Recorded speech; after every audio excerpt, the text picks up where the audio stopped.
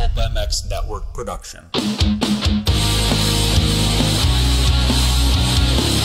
EVS Sports brings you a cheeky Brit and an American YouTube racing sensation weekly on the LVK More Than Moto podcast. Here's your hosts, Phillips and Kellen Brauer.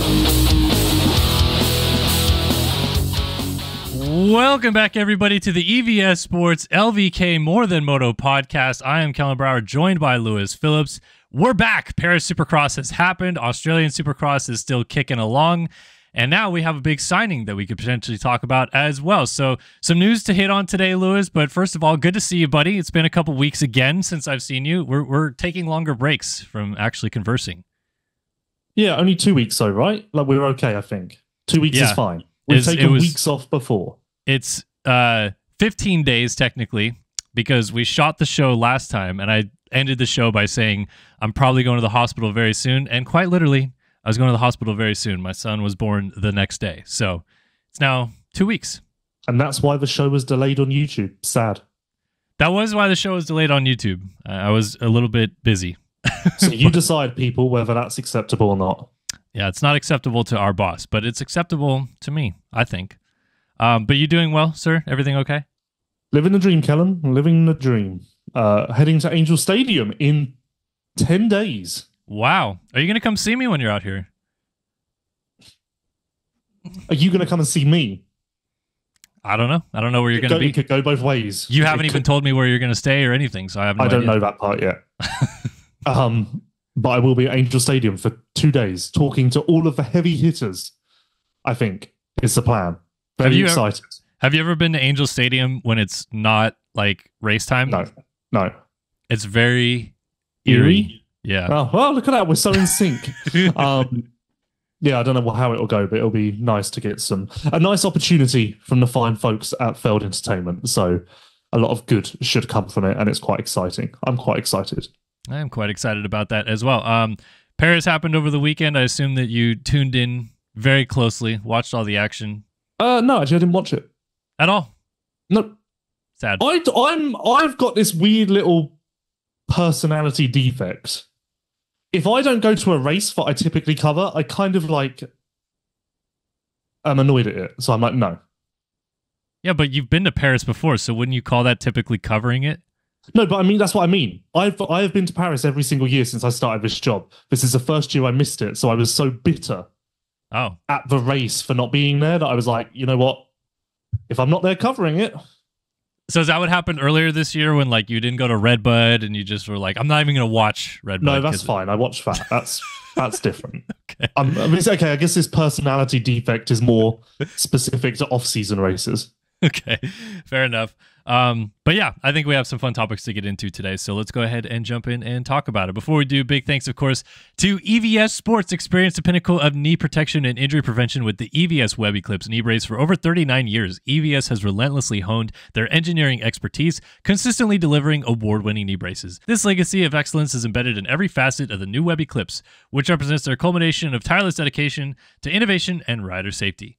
Use the code LVK30, that is LVK30, to save 30% off today. Also, thanks to Namura, the leading provider of engine components for motocross, ATV, UTV, and personal watercraft for over 2 decades. Namura has been the preferred choice for premium and dependable engine components for more than 20 years. Whether you're restoring your vintage bike, rebuilding your four-wheeler, or upgrading your new 450 race motor, Namura has you covered. Our extensive line of cast and forged pistons, connecting rods, gasket kits, engine valves, and soon cylinder kits that enhance your engine's performance. Keep an eye out for our new and innovative products in 2025 and beyond. Stay up to date by following us on Instagram at Namura_technologies. And of course, thanks to Race Tech as well. No fan topic today, but people that are maybe interested in the gaming side of it, Race Tech now an official sponsor of Motocross the Game that's coming out in 2025, so that's pretty cool. For 40 years, Race Tech has been supplying the motorcycle industry with high-quality suspension components made right here in the USA. From modern and vintage, Race Tech is your go-to source for suspension performance. All right, let's jump into it, Lewis. We each have our 3 topics that we're going to throw at each other, 7 minutes apiece. All right, so first up for me, I know you said you didn't really watch Paris this weekend, but I do have a topic that has to do with Paris Supercross, and I saw it kind of festering a little bit on Vital.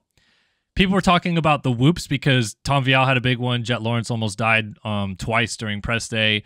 Some guys had big moments. And I heard in the post-race interviews that Steve did with, I think Hunter Lawrence maybe said it, and maybe Malcolm Stewart said it or something like that, that at Paris, they're very keen to, between races, and there's a lot of downtime between the races, but they're very keen to go like fix, clean up, make the whoops like good or fresh again. And as such, they never turned into jumpers. They were always very hard. They got notchy at times, but they never got soft enough to break down and be jumpers.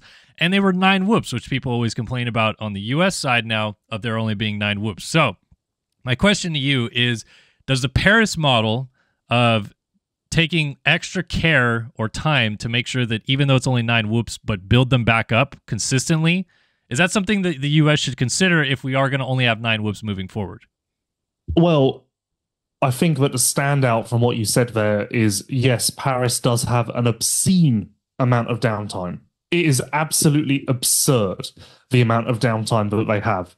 I have no idea why it is that way. I mean, obviously they have FMX, they have handlebar races, they have pit bike races, so they want to cram that in. But the fact that they do, I can't remember the specifics, but say 2 main events, 2 heats, and then an hour break is insane. So you're never getting that. Although, in saying that, am I contradicting myself? Because the last show, I said that cramming in too much racing is also insane. A little bit. Maybe another personality defect. But anyway, beside the point. I don't think that you can introduce that model into America. You can't implement that downtime. It's just not going to work. Okay, so maybe not implementing that downtime, but, you know, like the Dirtworks track crew, Feld track crew, they, in the downtime that they have at a Supercross event, if you watch them, they'll go out with skid steers and dozers and all this stuff like that, and they'll fix up a lot of the track, but sometimes just leave the whoops. Or sometimes they'll like quickly grade over them, but not like almost, you know, really get out there and rebuild them. My point is like, should there almost be a designated member of the track crew that every time they go out on track, they're doing something to maybe not fix, but just like clean up the whoops so they not always turn into jumpers? Maybe I'm not the expert on this because I have never hit whoops nor prepped whoops, to be clear. But the way that the whoops are rolled in Paris, the way the dirt is, I feel like the cleanup operation is a lot simpler than 99% of the Monster Energy AMA Supercross rounds. I feel like the whoops, to clean up the whoops in the same manner, is a lot more of a meticulous task that takes time and attention, and you have to be very thorough to ensure consistency from first whoop to last whoop, left to right. Whereas I feel like the way that the Paris whoops are built and the way the dirt is, because it's not like Indy dirt, you know, it's not breaking down. Like, imagine if you tried to roll the whoops in Indy similar to Paris, they would just fall apart. You'd end up with whoops like we had in Alabama last year.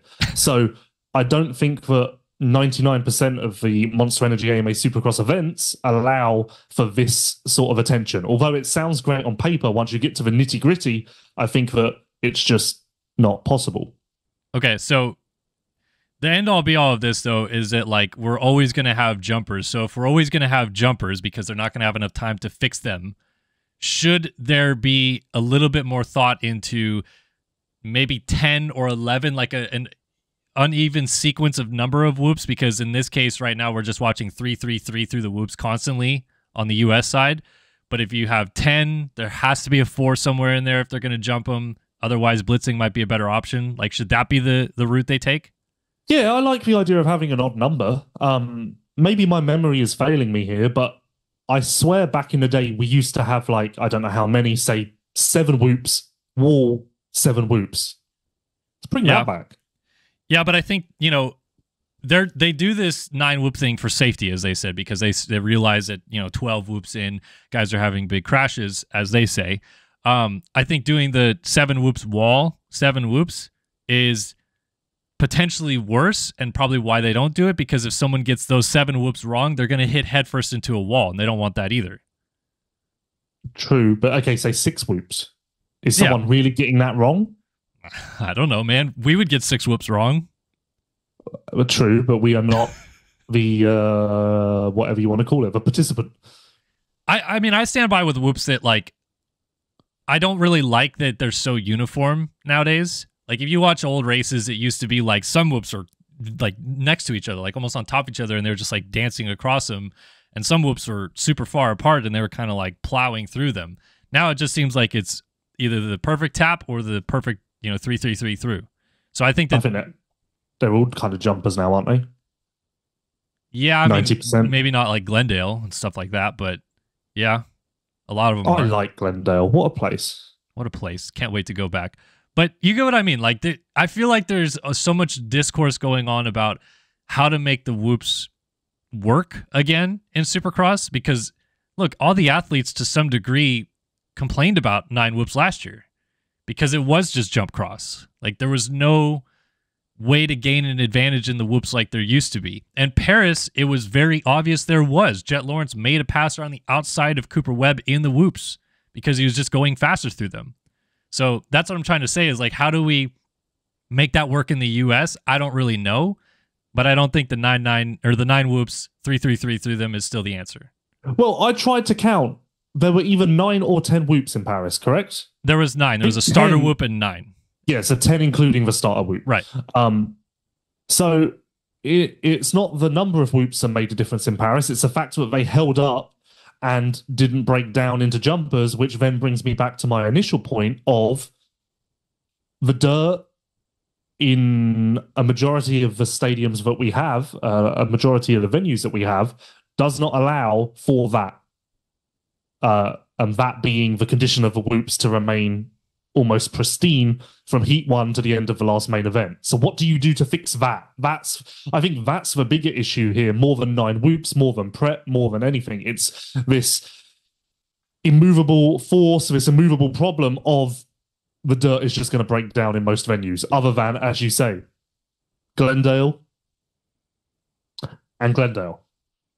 That's literally it. Glendale and Glendale. Denver, well, Denver kind of had jumpers too. Honestly, okay. I struggle to remember a Denver whoop section. But anyway.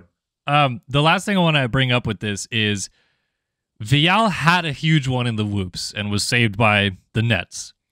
Jet Lawrence almost had big ones in the whoops. In the situation that either of those don't pan out as nicely as they did, and either those guys end up getting seriously hurt and potentially miss time in 2025, do you think people would be complaining off-season races? These guys, we don't need big whoops in off-season races. Oh yeah, of course. Yeah. I kind of expect, when I saw how big the whoops were, I kind of expected to start hearing those complaints before the event, after press day.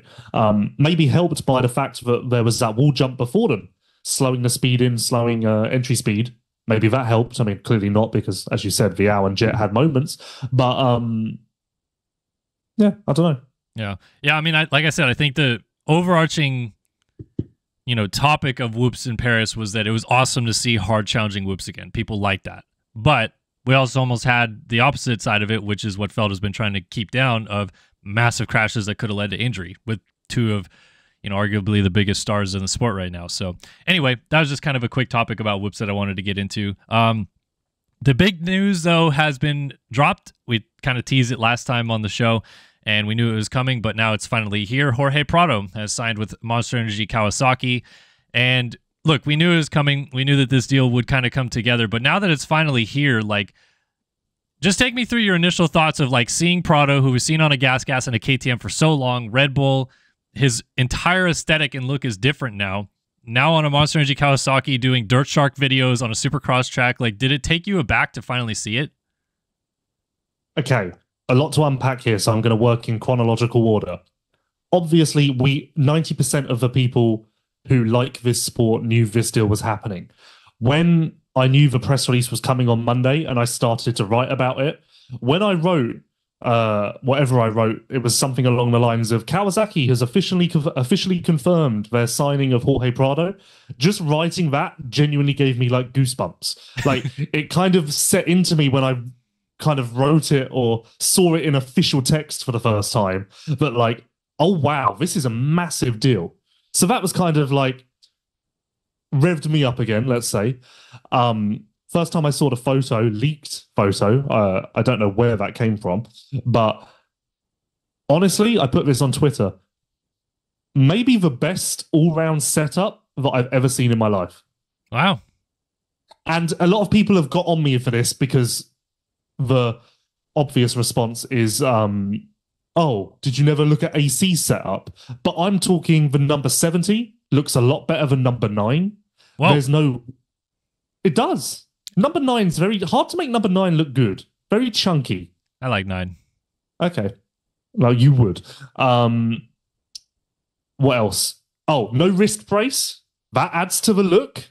Wrist brace isn't never going to win a fashion award. And generally, I think that a smaller rider looks trickier than a bigger rider. Prado's body stature.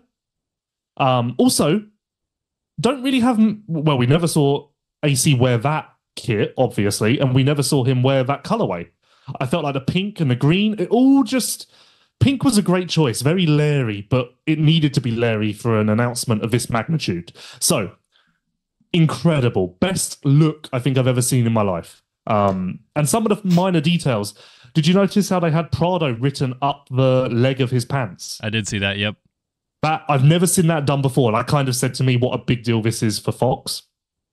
What else? I think that's it. I will say that with the look and the aesthetic, the thing I thought was cool about it is obviously number 70 in Kawasaki is kind of made famous from Ricky Carmichael, and that was his first like national number when he was on Pro Circuit, and people always talk about that. But also the pink in Kawasaki is very James Stewart-esque. So like it's cool that those two tie-ins were part of it, I guess, in the sense that like it's a Kawasaki, it's pink, it's number 70, like it is all.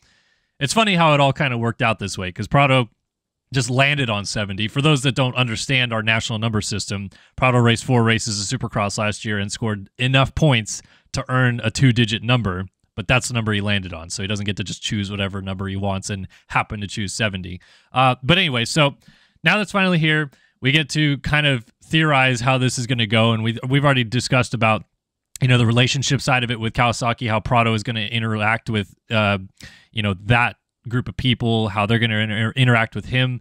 But now that we get to talk about him being on a Kawasaki, going to battle for 17 rounds of Supercross, what's like your forecast for how this improves or goes along the year? Because we've already seen what he can do last year, but obviously now he's got to go in, full head of steam into Anaheim 1, trying to battle for podiums, I guess, right?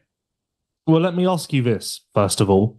Without thinking too hard or researching, how do you remember him doing in the first 4 rounds of this year? Like 8 to 12-ish. I think he was 13th at the opener and then was like 7, 11, something like that, and then won a heat race at San Francisco.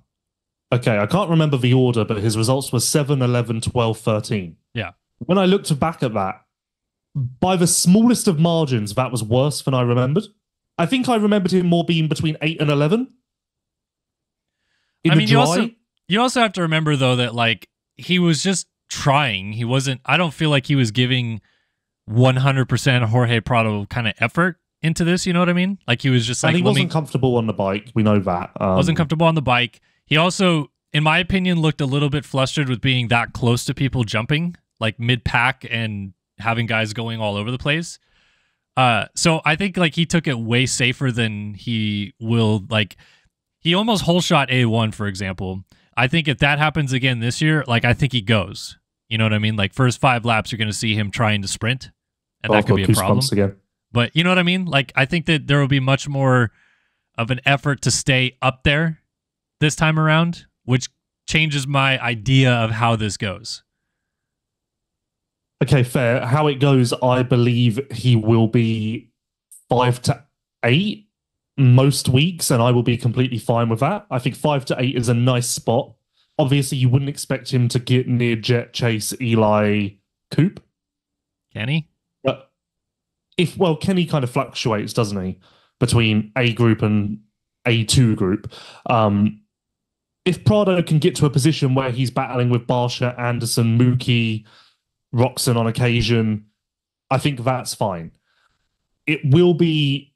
I think it's going to be important to remind everyone of those results from the start of this year, just to maintain some perspective, because of the accolades that Prado has, the weight that his name carries as he enters Super Motocross, I think a lot of people are going to get swept up in the hype and be like, why isn't this guy winning? This guy was 7th. That's not good enough. I think it is going to be very important to maintain perspective, even for us, because I can just feel myself already being like, this is going to be amazing. I did it last year. Before A1, there was so much Prado's looking great talk that I started being like, what if he podiums? Oh my, imagine, you know? I can see that taking hold again. So it's going to be important to maintain that perspective. If anything, and the way that I'm going to frame this will be particularly harsh, but try not to take it that way. I'm more concerned about him outdoors than I am indoors. Why? Because I think outdoors, if he doesn't win a lot, everyone's going to panic. Everyone's going to talk negatively about him. There will be a lot of hoo-ha.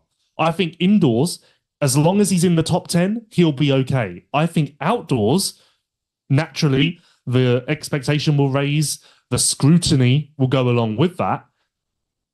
And I don't know how that goes. I don't know if that... I feel confident the Supercross will go good. I don't know if outdoors will go as great as everyone's going to expect, at least in year one. Can I jump in front of the speeding train of fans that will be going at his neck if he finishes like 5th outdoors and say something that is true that people need to remember? Okay, but before you do, just to be clear, I don't think he's going to get 5th. I think he will be better than that. But just like in the scenario that he does what you say and doesn't, battle for wins and moto wins overalls on a regular basis, what people need to remember is that if Jorge Prado comes off the track from Spain, the last round of MXGP, and rolls right into Hangtown or Fox in 2025, he's probably really damn good battling for wins, overalls, and podiums. But when you take him out of that element and force him to learn basically an entire new discipline of a sport for 6-7 months before he can get back to doing that again, and he's going to be on a completely different bike than he's ever raced before outdoors as well, I totally give him like a pass, if you will, to not be the exact same Jorge Prado we saw in MXGP year 1 of outdoors. I think year 2, we can expect him to be back to that, but to go learn Supercross, race 17 rounds of it, and be decent at that, and then try to expect him to go back to what he was doing in MXGP, I think is unfair to do for him.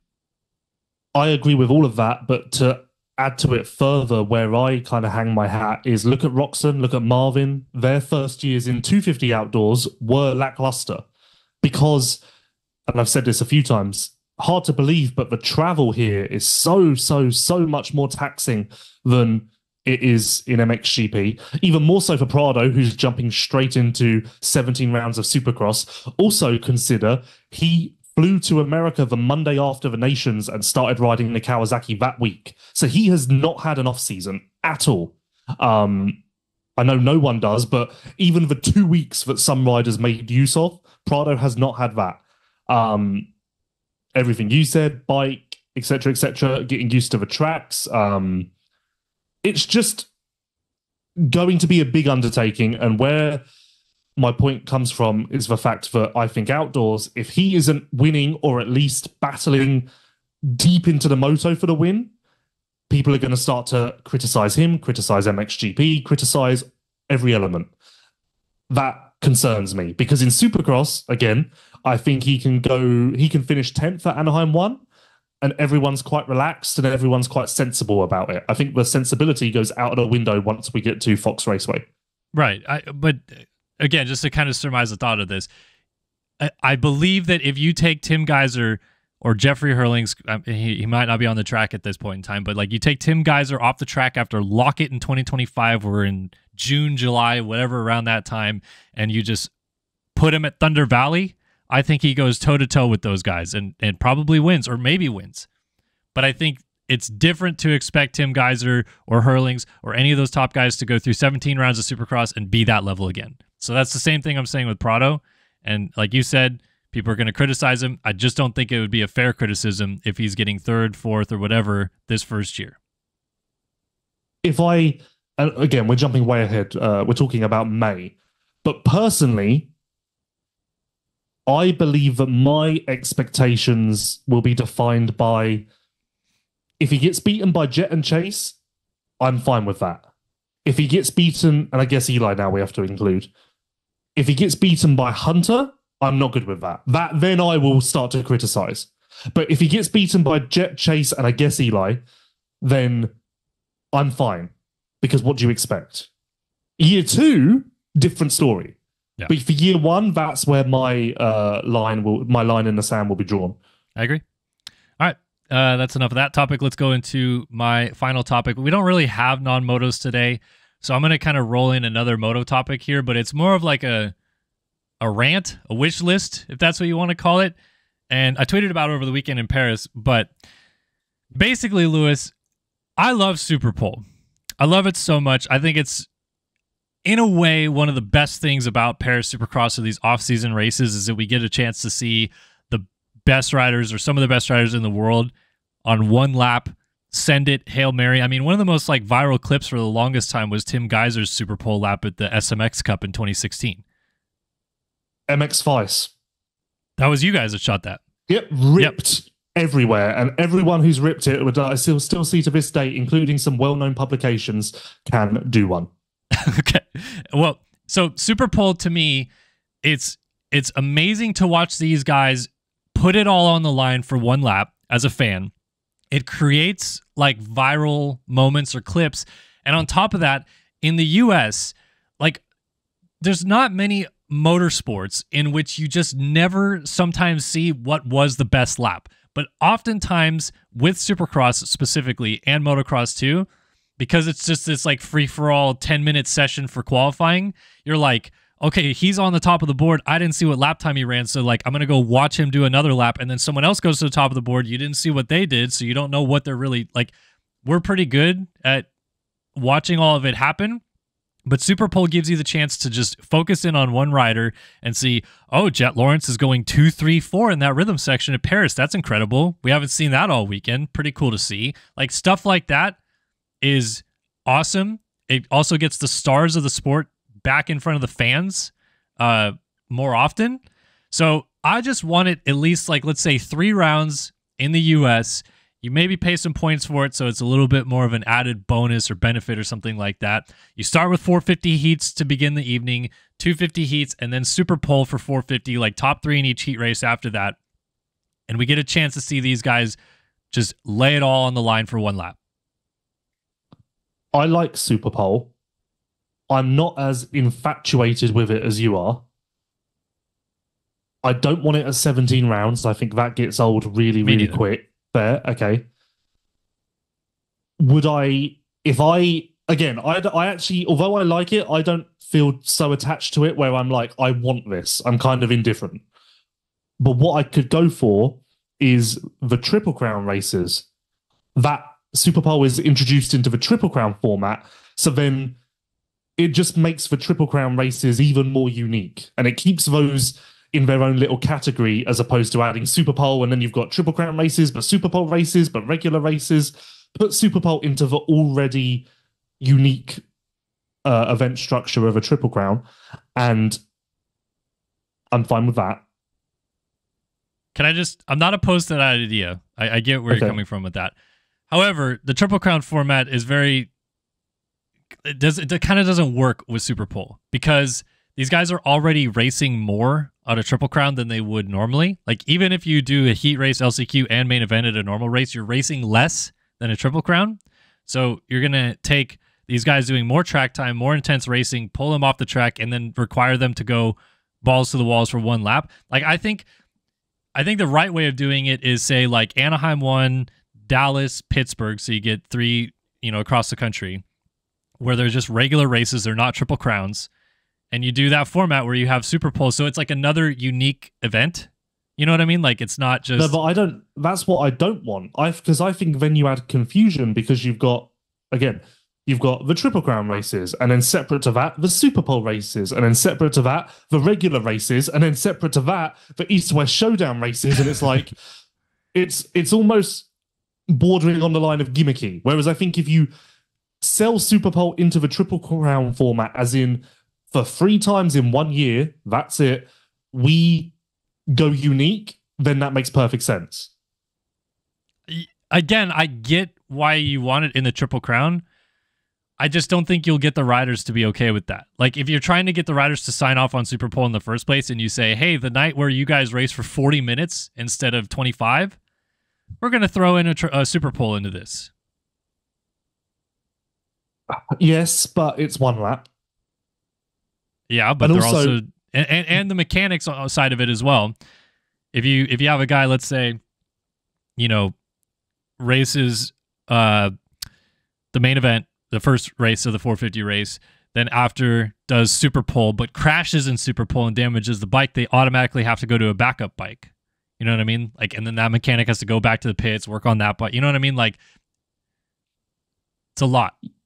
Yes. I had a point that has just escaped me, which is a shame because it was undoubtedly amazing.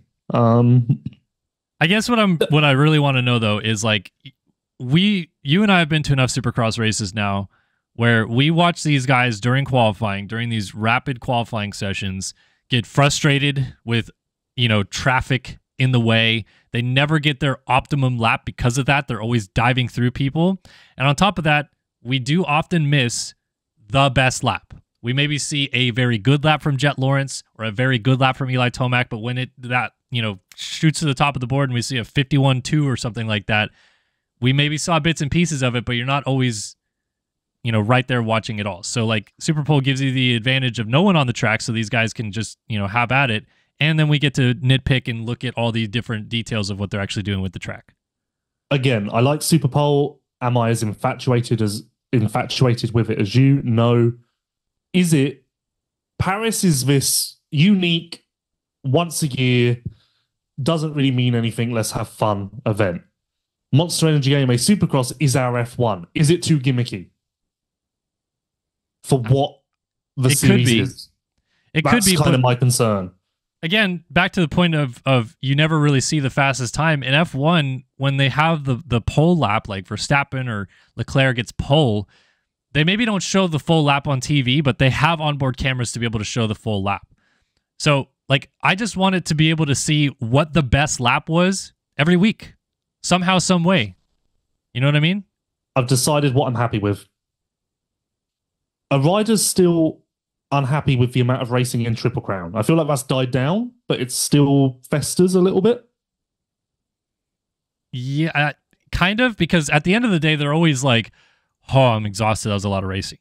So okay. So what we are going to do is we are going to do away with one of the first main event of a Triple Crown, replace that with Superpole, so it is still a Triple Crown because Superpole is Crown 1.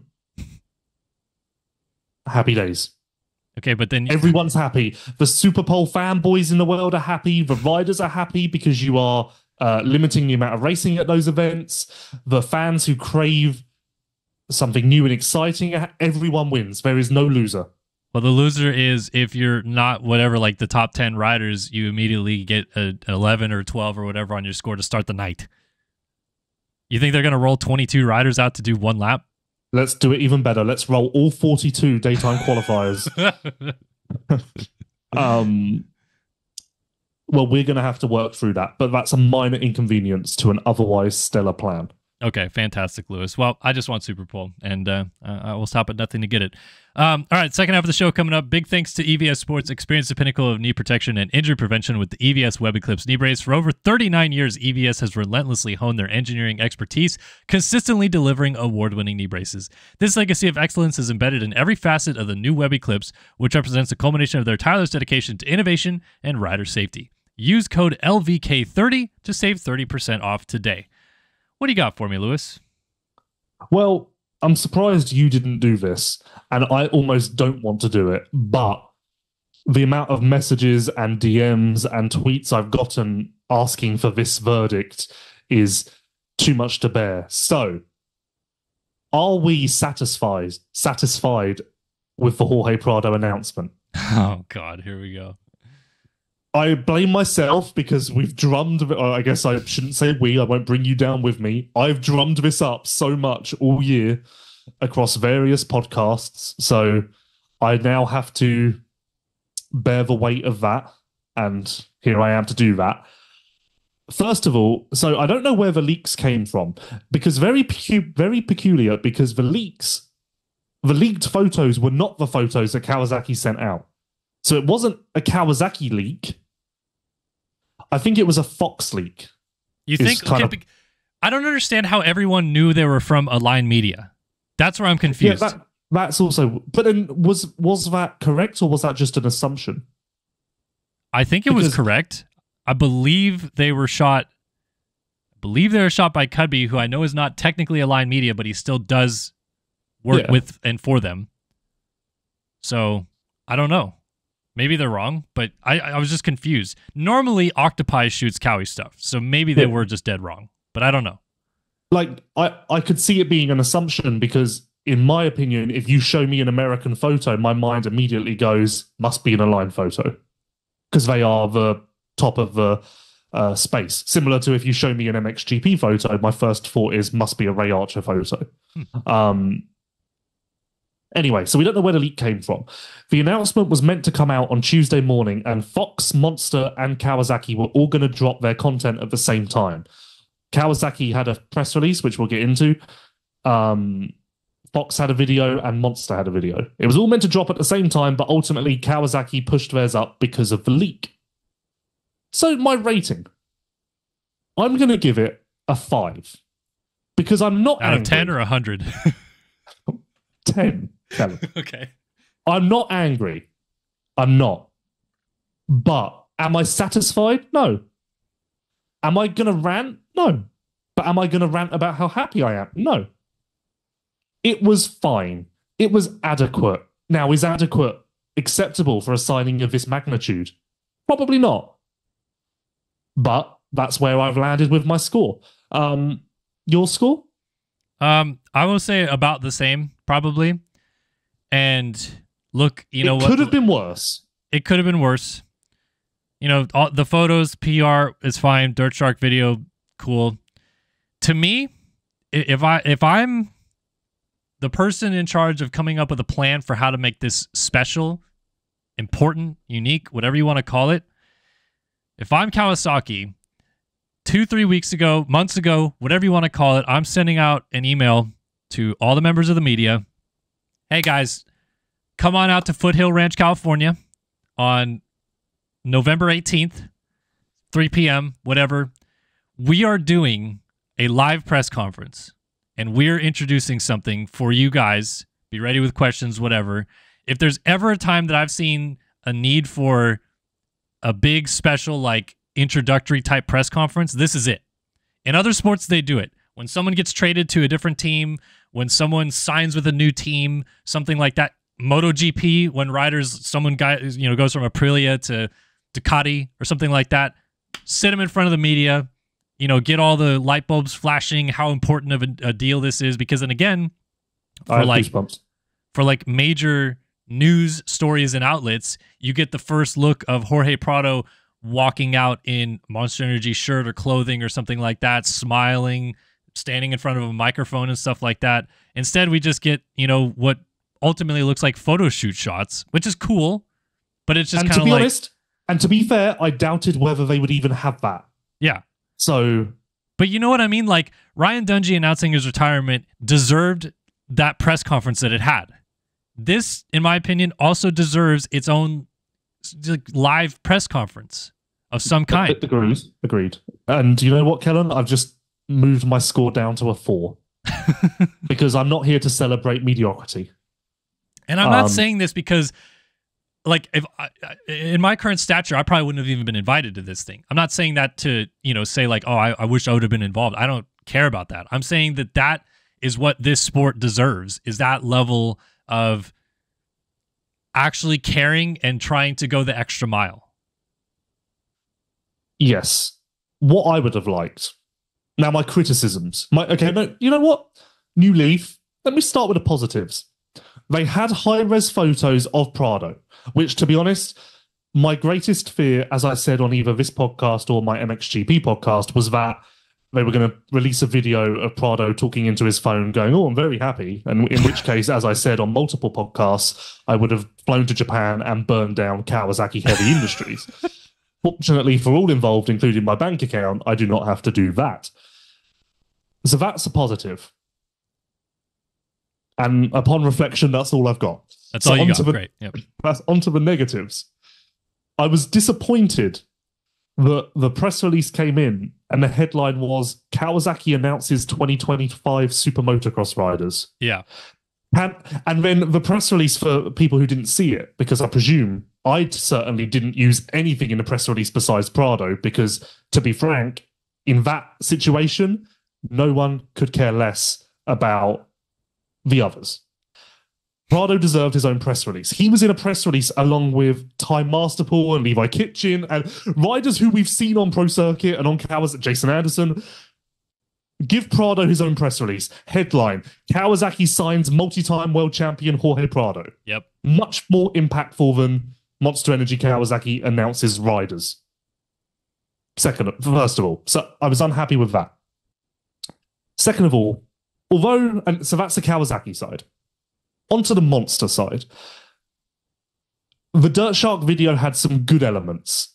I enjoyed the flag situation. I enjoyed the whole, I don't know where they were, warehouse shots in the darkness with the bike lit up. I enjoyed all of that.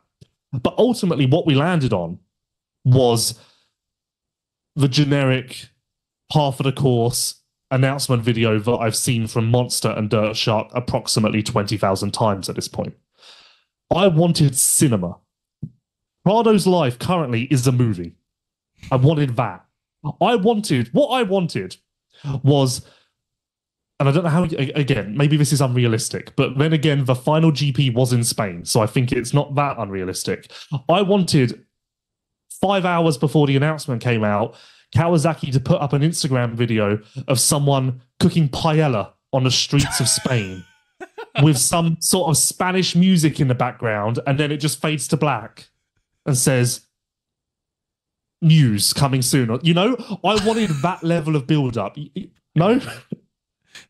I couldn't fit. Maybe, I don't, okay. I don't know anything else Spanish. Is that even Spanish? Paella is fine. It's Spanish. Okay. Tapas. Tapas, yeah. But you know, I wanted that level of build-up. Like, I wanted to feel emotion. Yeah. And ultimately, I didn't feel emotion. Yeah. I mean, what you just described there and I agree. The Dirt Shark video, like when I clicked on the Dirt Shark Monster Energy video, I'm like, this is 2 minutes and 37 seconds. I know exactly what this is about to look like. Like, yes. I knew before I even clicked it. It's just what they do. In my opinion, I've always kind of felt this way. Red Bull Media House looks at content as like, life is a story. Let's tell the story of our athletes. I always feel like Monster is like, life is a party. Let's have fun and be like eccentric. And that's what their models have always been. And I kind of knew that was going to happen with Prado being announced, or really what it's going to be like with any of Prado's videos. Like when he's in Dirt Shark videos, instead of getting in depth of like, oh man, what's this like? What's this journey been like? It's going to be like, hey man, how are the whoops? And that kind of stuff, you know? So I just expected cinema. It. I wanted cinema too. You're right. But overarching... Go ahead. Sorry, go on. No, go ahead. Oh, you go. I was going to say overarching, and honestly, kind of race tech rant. I'm going to make this short. This is where our sport is just failing fans in general massively. I don't know why Moto is like this. It's only Moto, because MotoGP, F1, NASCAR, they've all figured out a way to make this work somehow, some way. Not all of them have drivers associations or unions or whatever to do this, but they have.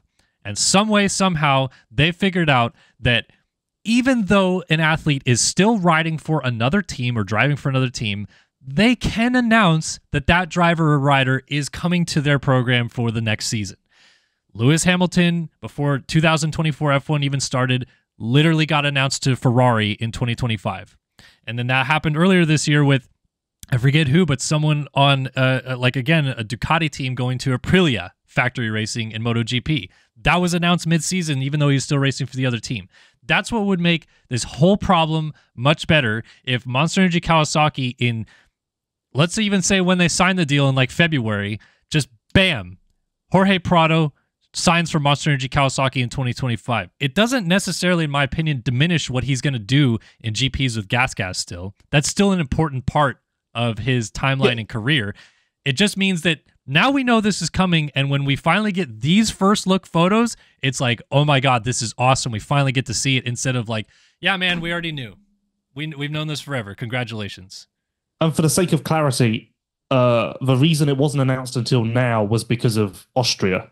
Yes. Not because of Kawasaki. So it's both sides. But it would go the exact same way. If Cowie employed, let's say right now, Cowie employs Jason Anderson, and Jason Anderson signs a Triumph contract for 2026 in February of 2025. You bet your ass Kawasaki is not going to let him say anything about it until his contract expires October 1 or whatever. So it goes both ways. Yeah, no, of course. It's all sides. So mini rant, but that's the dumb part of our sport, in my opinion. Just give the man his own press release. Yeah. That also proves that this sport is so shackled to the norm, because clearly those in green couldn't fathom the idea that they wouldn't do their generic "here are our riders for the next year" press release. Like, what? We're gonna do? We must tick that box. So yeah, anyway. 4 out of 10 from Lewis. Okay. So I'll stay at 5 out of 10, but I would have liked a press conference. I just would have liked some cinema, a movie. My whole idea was I wanted a video. Paella. Well, that's my teaser. The main video, I wanted Prado driving to the airport. Drives to the airport, follow him into the airport, hands over passport, flash to the departure screen, LAX. But at this point, you don't see Prado in any of this. Good, powerful music, and you don't see Prado's face until he walks out of LAX. And then we drive to the track. Cinema. Hard to explain because it's a visual option, but never mind. Moving on. Yes. Let's play a little game. Talking about Monster Energy AMA Supercross exclusively, as well as the 450 Supercross class. I've got the podium percentages for the top riders here, and I want you to tell me whether you think it's over 50% or under 50%. Clear? Okay. Yep. Cooper Webb, 450 podium percentage in Supercross. Under 50. Okay. It's 51%. Oh, wow. Okay. Eli Tomac. Over. 56. Yeah. Sidebar, surprised that Webb's podium percentage is so close to Eli's? I am.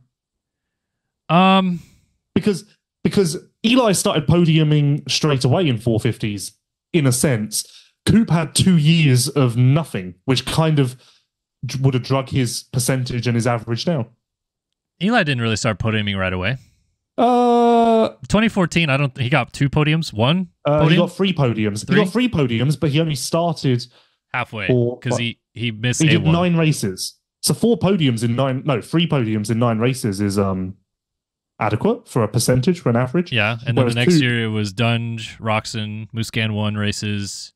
Yeah, the next year he raced every round and missed the podium 6 times. Okay. Yeah. 2016 was a real bad year. You also have to, I feel like in their championship dynamic and fight, Cooper Webb versus Eli Tomac, Webb has, in my opinion, been the consistent guy, whereas Tomac's been the race-winning guy. So that does kind of even out. Yeah, but Eli doesn't fluctuate from win. I mean, it was weird because in 2023, it did play out this way where Eli would almost win fourth. Because right. I remember tracking that and being this was it. He didn't finish in second place until round 14. And I remember tracking that and being how weird. Why won't he just finish second? And actually in 2023, up until round 14, he had been on the podium in a position other than first just twice. But I feel like that's an anomaly. There's no other. That's not Eli's trademark. I feel like that is an anomaly. Anyway, moving on. Aaron Plessinger. Under. What would you think though? 32%. Oh, 9. Oh, 9%. Yeah. Yeah, I guess I should have thought about that more because there's been rough years. Yeah. Because actually you kind of forget about this, but he's done 6 years in the 450 class, and 2024 was his most podiums, and that was only 3 podiums. Yeah, no, I should have thought about that. But even that, I would have said that Plessinger had more podiums than 3 this year just gone. Yeah. I mean, I hope my information's correct. Plessinger to me is very much like he was the guy this year that like fired on all cylinders for like a month. You know what I mean? He was good. He was very good throughout the year, but like everything clicked for 1 month and then it started to diminish. You know what I mean? Yeah. Jet. You're talking 450 Supercross or? Yep. Yeah, of course it's more or whatever. Yeah, but it's only 59%, which I would think it would be much higher because small sample size. He won 10 races? He has won 8. 8 races, so won 50% of the races last year, but also crashed and he sometimes. Similar to that season of Eli that I just referenced, he was only on the podium in a position other than first twice and didn't finish second place once. Yeah. Interesting. Moving on, Jason Anderson. Yeah, less. How much less? I mean, I feel like I'm going to probably float him into where I had put AP, which is ridiculous, but yeah, like 30 to 35%, somewhere in there. Can I have a specific number? 31%. Oh, 33%. Oh, close. I tried to give you the opportunity to nail it there by pushing you for a specific number. I would have thought that would have been higher though. Why? I would have said 40. He's been here since 2015. He only has, one Supercross title and 12 wins. He's been here for a decade. Podium by year since he moved to 450 class: 2, 7, 6, 11 championship year, 1, 5, 2, 10, 2, 4. Yeah. So do with that what you will. Chase Sexton. I'll say more, but I think it actually is less. 54%. Okay, close. Yes, very close. I think that's probably what I would expect. Yeah, I was going to say it's like probably almost exactly 50% with him.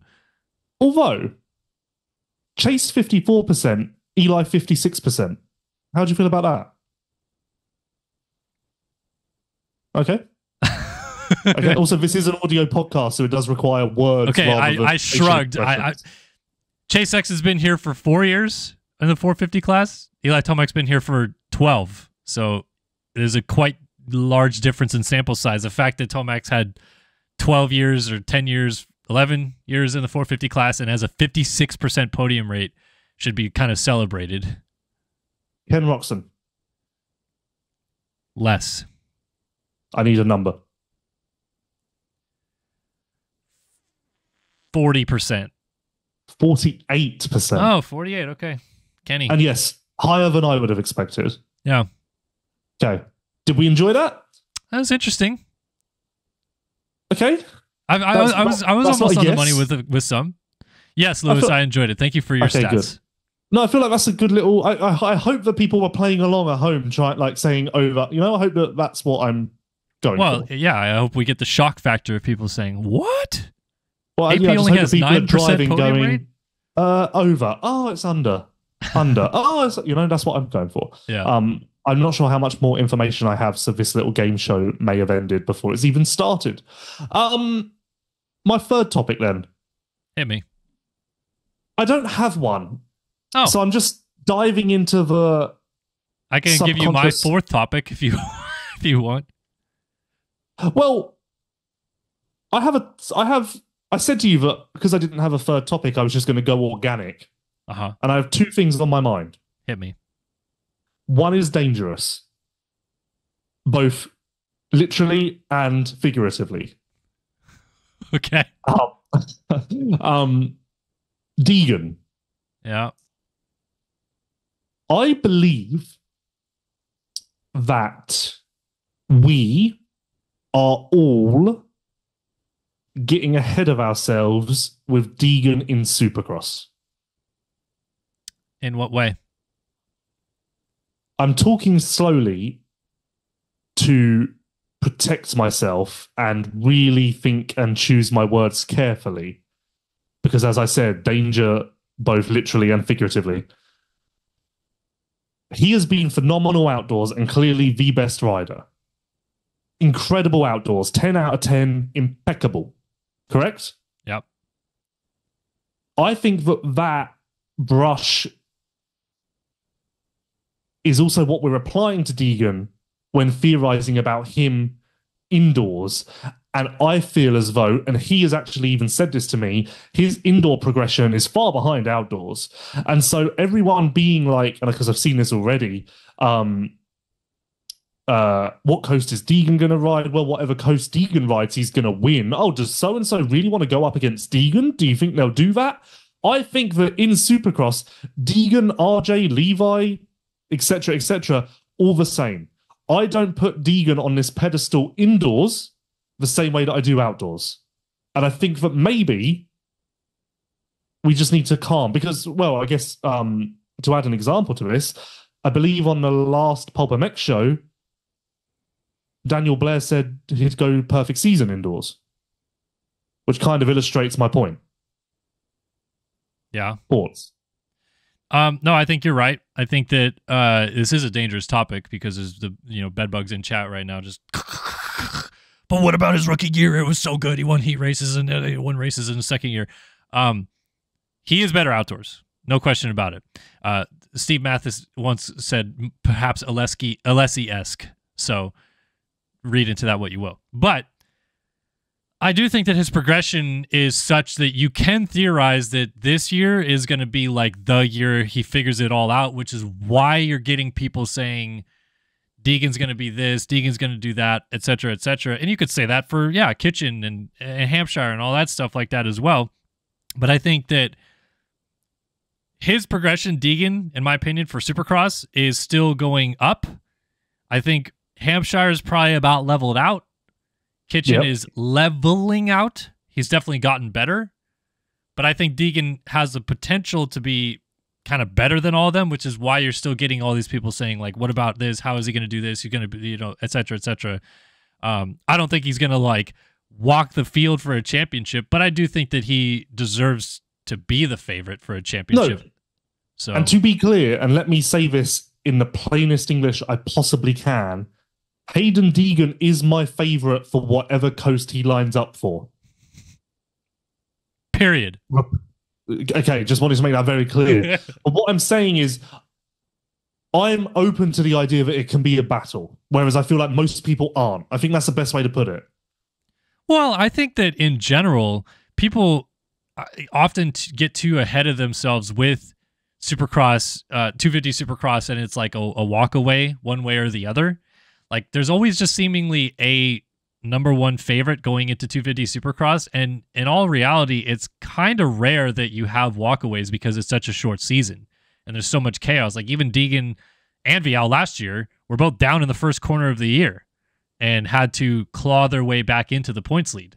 So I think there's every reason why this isn't going to be Deegan goes and wins every single race and it's a walkaway. There's perfect examples of why he's probably going to struggle at some times, and it's going to be a close championship all the way to the end. Even if he is the best. Okay.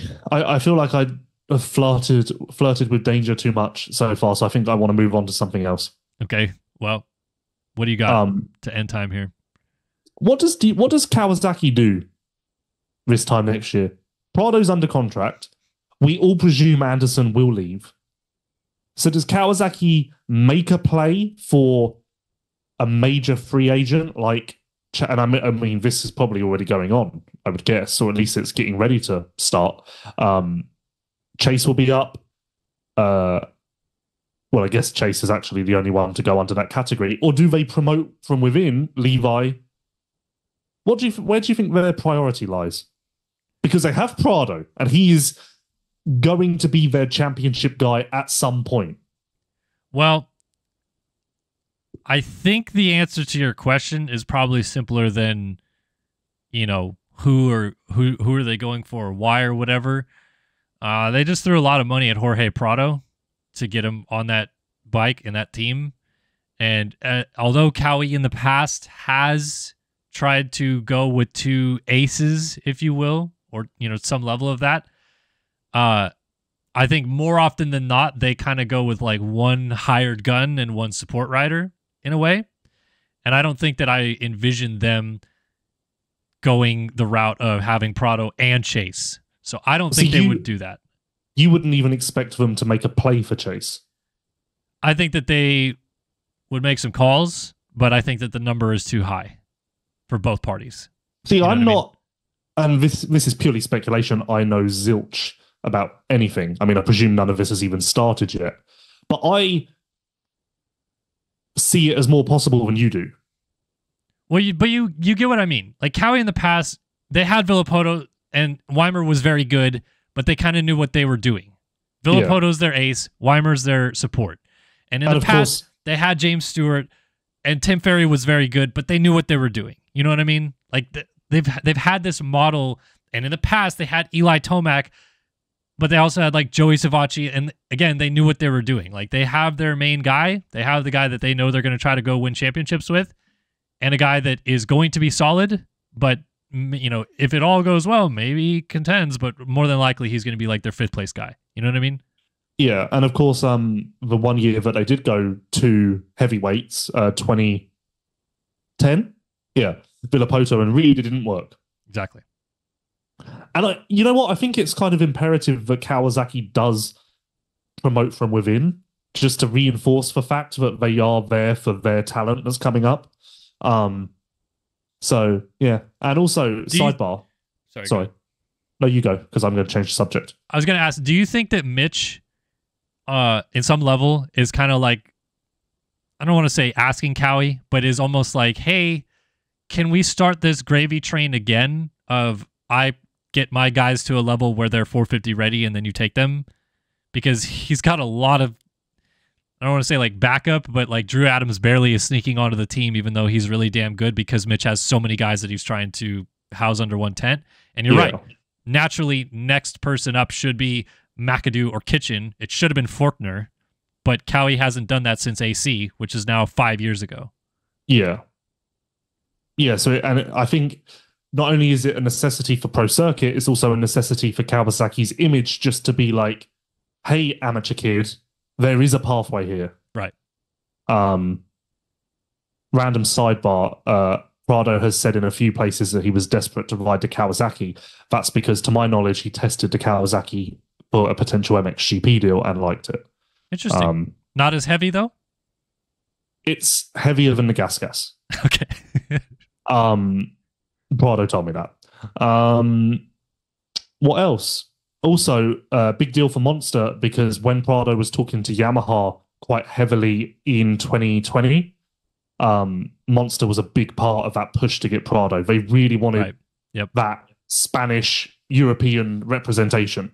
So good for that. And also remember, before that, Monster and HRC teamed up to make a massive push at Hurlings. So Monster have kind of been desperate for this flagship European guy for some time. So it's a massive box ticked for Monster after 10 years. Yeah, 10 years of pursuit. So, yeah. Just more of a sidebar to your sidebar. Why did Monster and Geyser not work out? I can't remember. I seem to remember at one point I was told that he didn't want to wear the hat. Oh. But then also at one point Monster told me that HRC said that they could only sponsor Geyser if they title sponsored the team. But then HRC told me that was rubbish, but I got told that from Monster. But then also someone from Monster told me that when they signed Chase to the helmet deal the first year at Honda, they were like, this is the Trojan horse of like, we make the personal deal work with Chase at Honda, then we can get Tim. Yeah. So a lot of ins and outs. Who knows what's true and what's not? Because that's always stood out to weird as me that he was Monster, and then he hasn't had an energy drink since 2018. Who? Tim. Tim. Well, he was only Monster for 2 races. 1 race. Well, he was Arma in 2015. So there was only 2 races in 2016 that he was Monster? Yeah, because Monster did it with Federer as well. Basically, Monster signed them the week before they won the championship. Oh, okay. So that's why there's so many shots of Tim with Monster. Okay, that makes sense. Yep. So yeah, like essentially they got the champion. They won a championship, but it was very. It was all very like controversial. And actually, now that I think about it, because Monster won those world championships in very not controversial, unique circumstances, Monster has never straight up won an MXGP world championship. Never won okay. Kind of bizarre. Phillips, I guess. Don't know if I count that because that's so long ago. Look. Yeah, that is a long. I'm trying to rack my brain because you're so the Fevre deal you're talking about was with Yamaha 2015. Yeah, but same thing. It was like the last 2 races of the season. So Fevre really just blew it in 2021. He could have been Monster's true first guy, right? Well, I guess Phillips, but for some reason, I know that counts, but for some reason, to me, that doesn't count. I don't know. Yeah. So early, but it's almost like not relevant in the current era. Anyway, yeah. All right, well, we've reached time, Lewis. We've gone over actually a little bit, but that's okay. The Prado and Monster show. Very interesting times to have the MXGP World Champion come over. I'm so excited for it, honestly. Like, it's going to be really cool to see him mix up with this group because, again, as we've said a number of times, there's a good chance that this current group of 450 guys is not really there very much from this year beyond. So we get the meeting of all the worlds one more time and maybe never again. So kind of cool. Bring on 2025. Who knows?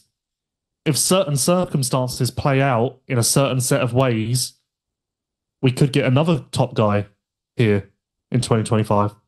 Ooh. Care to Nope. tease? No tease. Nope. Sad. End the show. Well, we'll see Ben Watson in Millville. Anyway, thanks everybody for tuning in. That I can confirm. Okay. That I can confirm. Thanks everybody for tuning in. Thanks to EVS Sports, Namura, and Race Tech for backing the show. And we'll be back next week or maybe the week after to talk about some more stuff going on in the offseason. And Lewis will tell us what happened at Media Days at Anaheim. So thanks everybody for tuning in, and we'll see you guys soon.